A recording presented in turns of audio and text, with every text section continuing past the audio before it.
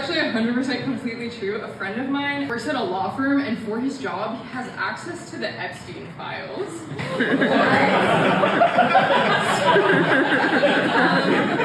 I thought maybe we could go through that tonight.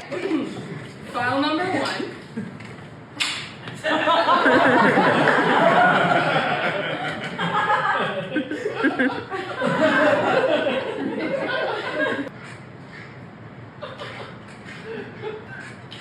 Hello? Yes, this is she. Yes, sir. No, sir.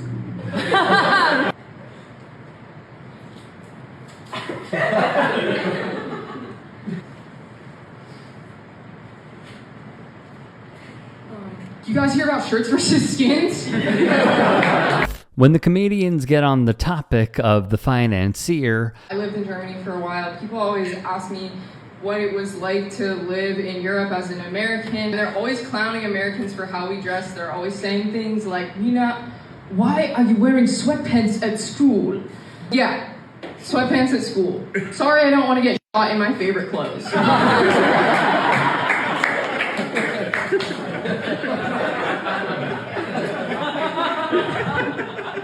Except, maybe it's necessary to have a couple gun deaths per year to protect our Second Amendment rights. prepare yourself for what is coming, because they will pull no punches. I'm not saying Trump killed Epstein, but it's very easy to go, I'm not a pedophile. Ask me right now, how many pedophiles do I know? None! I don't know a single goddamn pedophile. From one of my best friends, I knew him for 18 years. I watched him do this shit after eating Cheetos. I never talked to him again after that shit. Nah, you ain't for me. This vibe ain't working for me.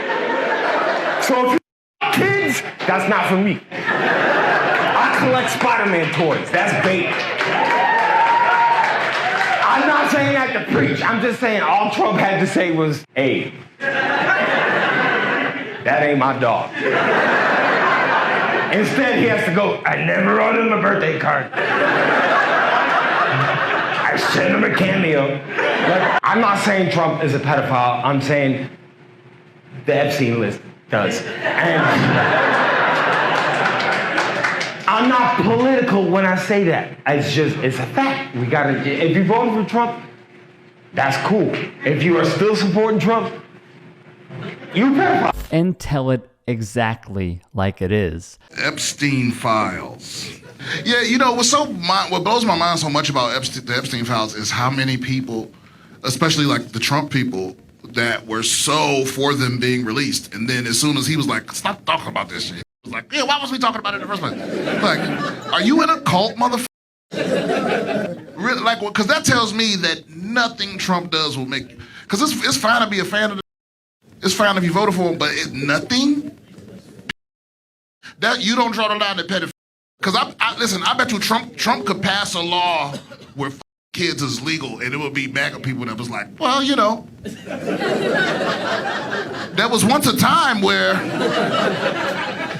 One of my favorites, Fahim Anwar, put his spin on it, not just in his sets. They're like, hey, what about the Epstein stuff? He's like, are we still talking about this Jeffrey Epstein guy? Are we still talking about this? Yeah, it seems kind of important. Imagine some guy f***ed your kid, and then 5 years later, you're like, hey, any leads? Any leads on the guy who f***ed my kid? And they're like, we still talking about this? Still talking about this? It was 5 years ago. Finding the guy's not gonna make your kid's butthole any tighter, all right? What's done is done. It's in the past. Now let's talk about these Mexicans. But also on podcasting. Shout out to Libs at TikTok, by the way, who has said nothing about participating in being completely played. Ditto with DC Drano, the best the right has to offer in mass media. So they said they were going to release the Epstein files, but instead they released these white binders called Phase 1. I like how they're treating a pedophile ring like it's Severance. Hey, can we find out everybody who fucked kids? Well, you're going to have to tune in to Season 2. That's when we get into more kid f***s. You're going to have to wait for Phase 2. But they could still be out there fucking kids. Well, we want to take time to tell this story. How many phases are there? Well, you're going to have to keep on tuning in. There's a lot out there. Lock your doors. And then only a select few people got those white binders that said Phase 1. It's like a Willy Wonka situation. It's like Donnie Trump's pedophile factory. The BBC is like, well, I want to know who all the pedophiles are now.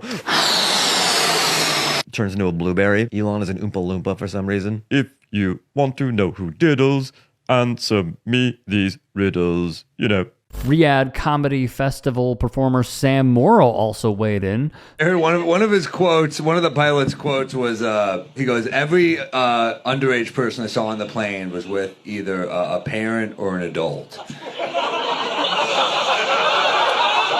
I was like, those are two pretty different things. If I showed up to a playground and they're like, is that your son? I'm like, it's a kid. Let's not go into detail here. Gianmarco Cerezi joined the chorus of those discussing the financier in their sets, but also... I feel like we don't talk enough about just how photogenic Jeffrey Epstein was. You know what I'm talking about. You know exactly. It's not just me. It's not just me. I bet you even before he got in trouble, people were like, you do not want to be in a picture with Epstein. He serves every time. And not just the 15-year-old variety. You would have to be so arrogant to think you wouldn't look like shit in a picture with Epstein, which explains why there's so many pictures of him and Donald Trump.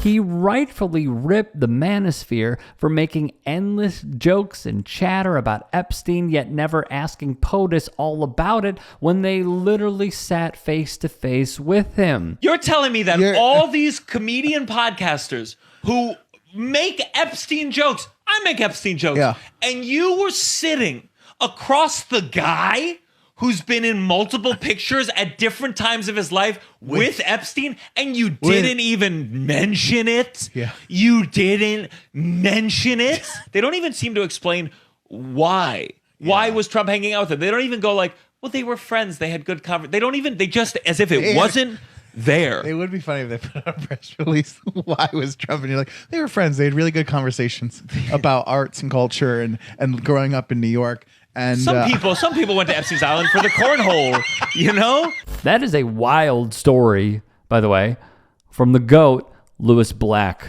Was in Jeffrey Epstein's house once. What? Really? Yes, with Bobby Slayton. I've got nothing.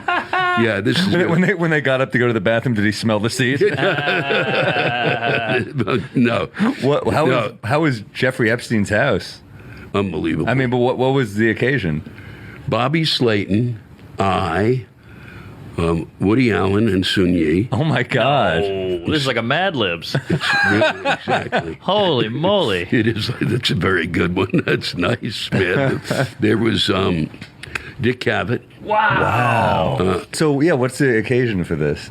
It was that Bobby had gotten this. He had invited a bunch of, Epstein was like, let's go, let's get a bunch of hoo-has together. I mean, if you looked at the list of people he hung out with, so he liked Bobby's work, and then he said he wanted to meet me apparently, but Bobby goes, he's got really unbelievable wine.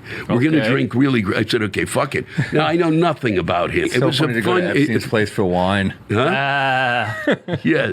So it was. How old is bottle? 16 years? The capper of the evening is, at the very end, David Blaine shows up. Whoa! Oh, yeah. Can you make these charges disappear? Hey,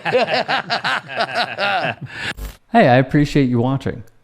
Now, if you can, please do become a channel member by going to youtube.com/TYTsports and clicking the join button. If that's too much for you, you can just go to tyt.com/join to become a member. It helps all of us out here at the Young Turks and keeps our network afloat. In addition, you could follow me on my socials on Twitter, Instagram, and TikTok. Appreciate the love. Have a great day.